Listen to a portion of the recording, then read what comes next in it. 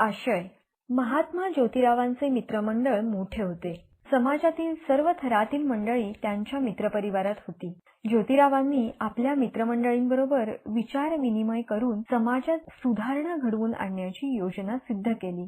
समाजात संकल्पाप्रमाणे सुधारणा घडवून आणायची तर लोकांना आधी शिक्षण दिले पाहिजे.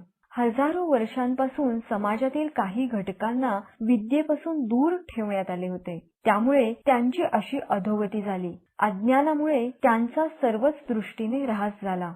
त्यांना सज्ञान केले, त्यांना विचार करायला शिकवले, बुद्धी चालविण्याचे बळ त्यांना प्राप्त करून दिले की त्यांच्यात सुधारणा होईल. खरा धर्म त्यांना कळून येईल. न्याय अन्याय काय हे त्यांना समजेल. स्त्रियांच्या शिक्षणाची सोय करून देणे हे ज्योतिरावांनी आपले पहिले कर्तव्य मानले. आपल्या जीवनकार्यामध्ये या कामाला ज्योतिरावांनी अग्रस्थान दिले. त्या काळी हे कार्य करणे म्हणजे एक अग्निदिव्य होते, कारण सभोवती होती सुधारणेला कडवा विरोध करणारी माणसे. त्यामुळे ज्योतिरावांनी योजलेले काम पार पाडणे फार कठीण होते, निसंशय दुर्घट होते. एकट्या दुकट्याने हौसेने अंगावर घ्यावे इतके सोपे नव्हते. आतापर्यंत आपल्या देशामध्ये जे घडले नाही ते आता घडवून आणावयाचे होते. सुखासुखी सहजासहजी नव्हे तर साऱ्या समाजाचा प्रखर विरोध पत्करून विलक्षण आत्मविश्वासातून निर्माण झालेले ते एक धाडस होते. पण ज्योतिरावांनी धीर धरून पावले टाकायला सुरुवात केली.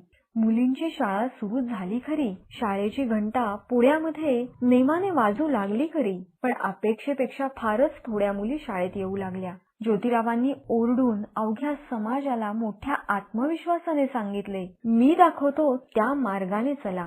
आता विलंब नको, हयगय नको. शिक्षण ही सुवर्ण संधी आहे. शिक्षणच तुमची गुलामीतून मुक्तता करील. शिक्षणामुळेच तुम्हाला सुखाचे जीवन जगता येईल. शिक्षणासारखे धर्मकार्य ज्योतिरावांनी आरंभिले होते, परंतु कर्मठांनी त्यांच्या विरुद्ध एकच काहूर उठवले.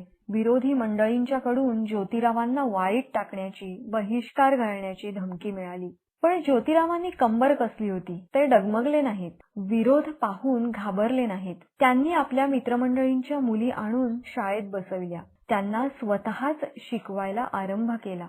मुलींनी शाळेत येण्याचा कंटाळा करू नये म्हणून ज्योतिराव त्यांना गमतीच्या गोड गोष्टी सांगत, मजे मजेचे खेळ शिकवीत, त्यांना गोड गोड खाऊ देत. मातेची ममता मनामध्ये बाळगून त्या मायेनेच मुलींशी वागत.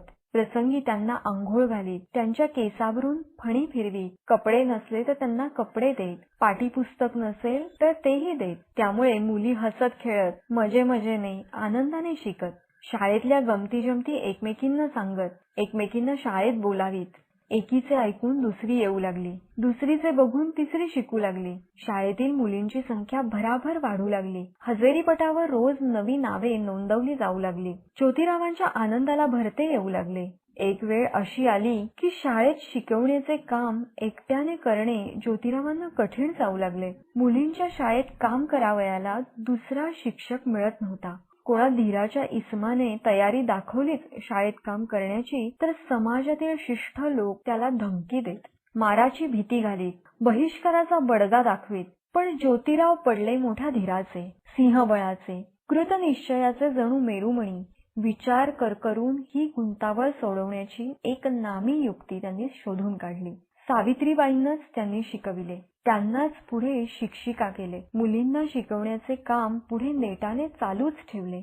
आज वेगवेगळ्या क्षेत्रात स्त्रिया कर्तबगारी दाखवताना दिसतात. पुरुषांच्या बरोबरीने अनेक क्षेत्रात काम करताना दिसतात. हे ज्योतिबांनी व सावित्रीबाईंनी केलेल्या स्त्री शिक्षणाच्या कार्याचेच फळ होय.